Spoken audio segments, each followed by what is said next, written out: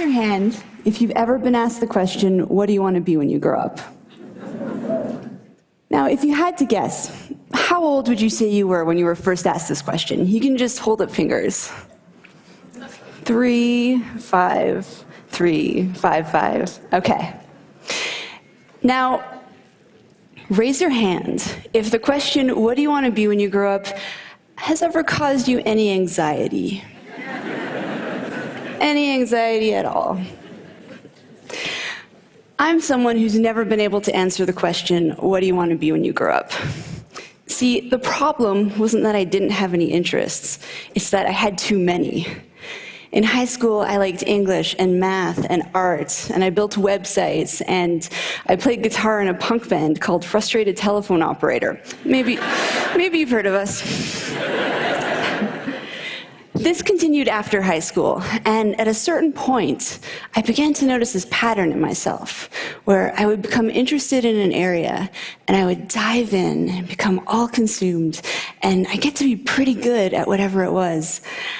And then I would hit this point where I'd start to get bored. And usually I would try and persist anyway, because I had already devoted so much time and energy, and sometimes money, into this field.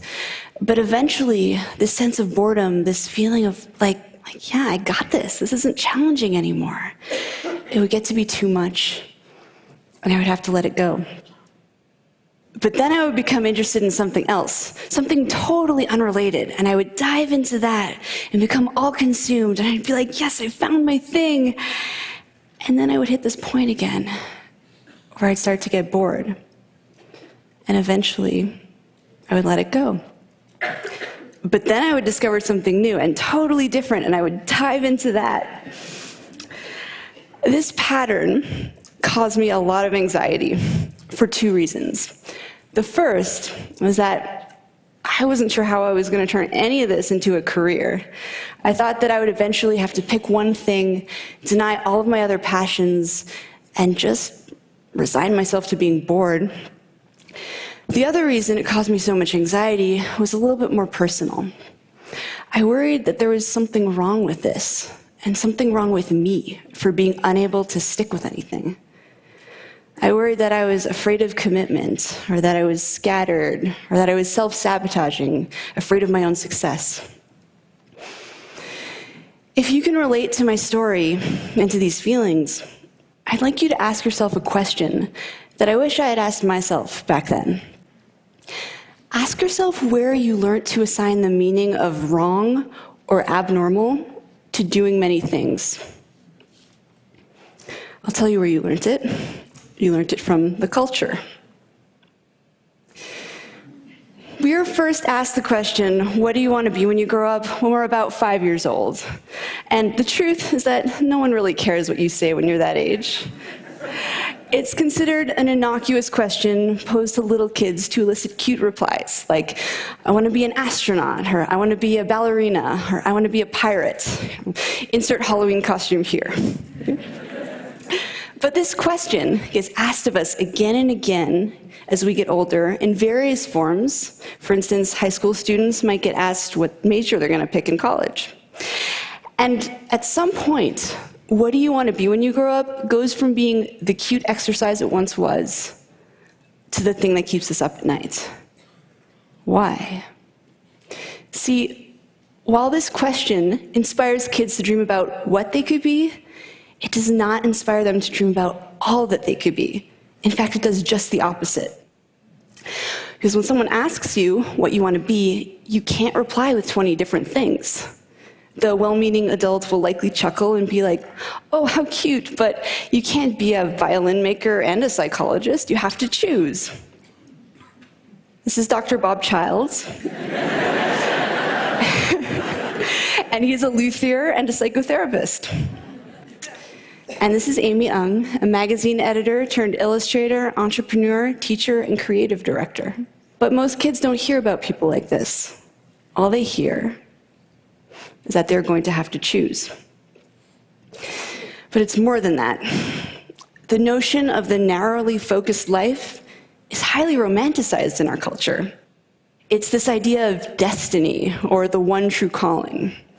The idea that we each have one great thing we are meant to do during our time on this earth, and you need to figure out what that thing is and devote your life to it. But what if you're someone who isn't wired this way? What if there are a lot of different subjects that you're curious about and many different things you want to do? Well, there is no room for someone like you in this framework. And so you might feel alone. You might feel like you don't have a purpose. And you might feel like there's something wrong with you. There's nothing wrong with you. What you are is a multi-potentialite.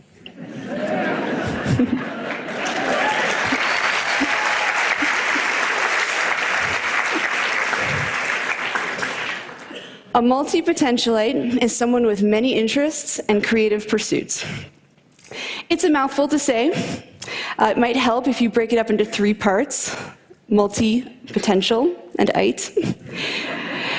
You can also use one of the other terms that connote the same idea, such as the polymath, the Renaissance person. Actually, during the Renaissance period, it was considered the ideal to be well-versed in multiple disciplines. Barbara Scher refers to us as scanners. Use whichever term you like, or invent your own. I have to say, I find it sort of fitting that as a community, we cannot agree on a single identity. It's easy to see your multipotentiality as a limitation or an affliction that you need to overcome. But what I've learned through speaking with people and writing about these ideas on my website is that there are some tremendous strengths to being this way. Here are 3 multipotentialite superpowers. 1, idea synthesis. That is combining 2 or more fields and creating something new at the intersection. Shaw Wong and Rachel Binks drew from their shared interests in cartography, data visualization, travel, mathematics, and design when they founded Meshu. Meshu is a company that creates custom, geographically inspired jewelry. Shaw and Rachel came up with this unique idea, not despite, but because of their eclectic mix of skills and experiences. Innovation happens at the intersections. That's where the new ideas come from.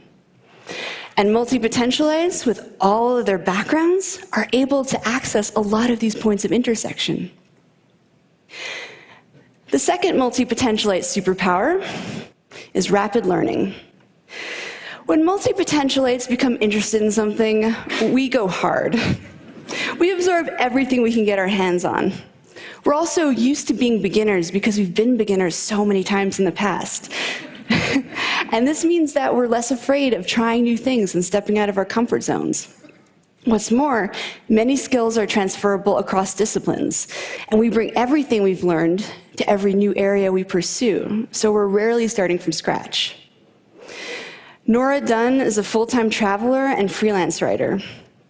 As a child concert pianist, she honed an incredible ability to develop muscle memory. Now she's the fastest typist she knows. Before becoming a writer, Nora was a financial planner.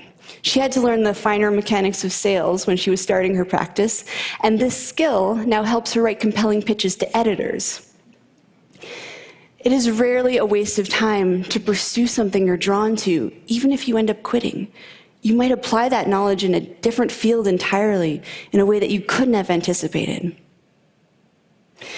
The third multipotentialite superpower is adaptability. That is the ability to morph into whatever you need to be in a given situation. Abe Cahuto is sometimes a video director, sometimes a web designer, sometimes a Kickstarter consultant, sometimes a teacher, and sometimes apparently James Bond. He's valuable because he does good work. He's even more valuable because he can take on various roles depending on his client's needs. Fast Company magazine identified adaptability as the single most important skill to develop in order to thrive in the 21st century. The economic world is changing so quickly and unpredictably that it is the individuals and organizations that can pivot in order to meet the needs of the market that are really going to thrive. Idea synthesis, rapid learning, and adaptability. 3 skills that multi-potentialites are very adept at, and 3 skills that they might lose if pressured to narrow their focus. As a society, we have a vested interest in encouraging multi-potentialites to be themselves.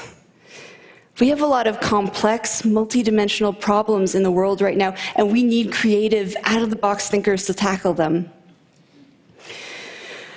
Now, let's say that you are, in your heart, a specialist. You came out of the womb knowing you wanted to be a pediatric neurosurgeon.